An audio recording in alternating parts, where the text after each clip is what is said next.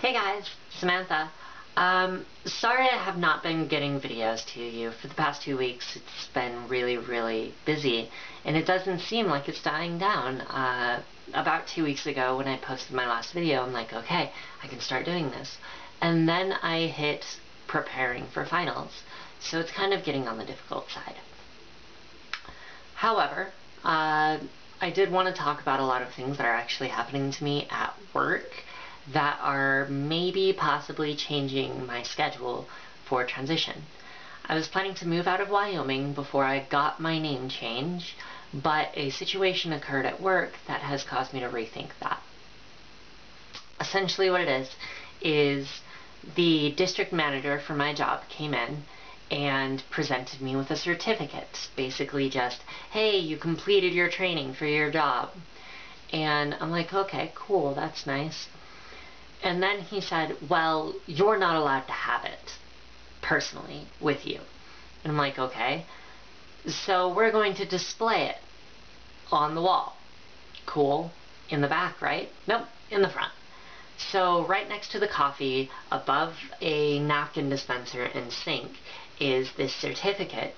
Big, bold letters and like all that stuff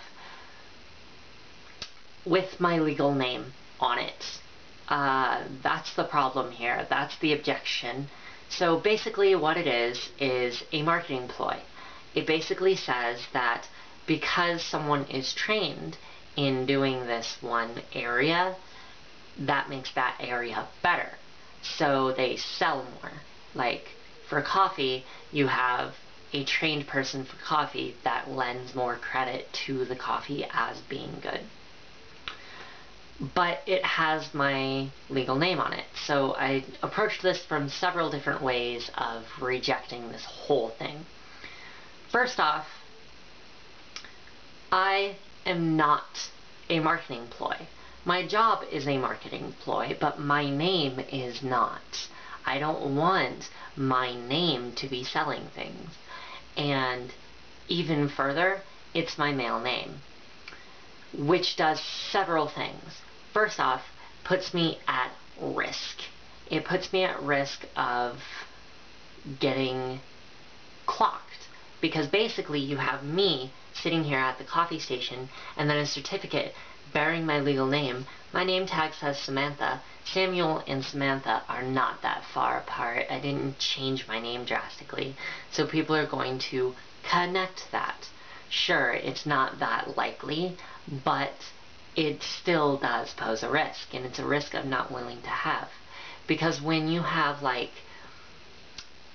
I think it's 1,000 customers per day, and all 1,000 of those are walking around and looking at the walls and looking at the people, and you're forced to talk to them, that does increase the chances.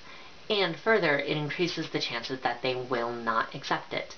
If you talked to 1,000 people, you would hands down find someone who was so against it they were willing to physically hurt. And I'm not willing to take that chance. So, on the other hand, my name is not something that I'm proud of.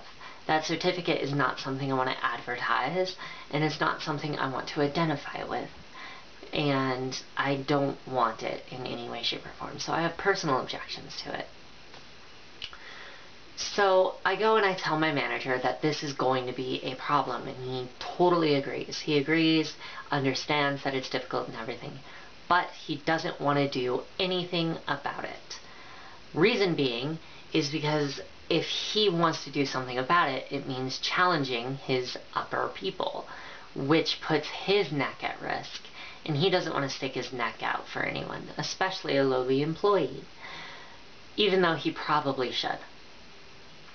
So it's basically up to me and risking my own job in order to get the certificate changed. I went to go talk to the district manager who had given it to me, and he basically rejected any compromise. He won't do gender neutral names like Samuel will become Sam. He won't change it to Samantha. He won't take it down because it's required to be displayed. And there's really no way to possibly compromise. So I'm kind of pissed about that, obviously, and I go and I call HR. And they haven't contacted me yet, but I'm really hoping that I can kind of make my case, which I think is kind of strong. I mean, it puts me at risk and I don't like it, and it makes the certificate pointless if it doesn't have the same name as the person who is using the name that it identifies as. So the certificate isn't really lending any credit to me if I don't accept the certificate, making it pointless. So why should it be compromising my safety? So that's basically what I've been going through on that. What it has been doing to me is this entire thing could have been completely dodged if I had my name changed. But here in Wyoming, it's a very difficult and arduous process that takes a long time and is rather expensive compared to other states. In Wyoming, I'll end up putting my name in the paper, both my legal and changed name, where people can clock me once again for 6 weeks, twice. So for 12 weeks, I not only won't have my name changed, but my name change process will be declared to the entire city. No, not okay. In addition, I'll also end up with like security number confusions and like simultaneous security numbers apparently and things like that. So I'm like, no. Versus Denver or Colorado and Utah, where you seriously sign an application, put your name in the paper for one bout of 6 weeks, and then you're done. It's changed. Move on with your life. So I was hoping to move out there beforehand. But given this situation, and I don't want it to happen again, I think I may be forced to do the name change here in Wyoming.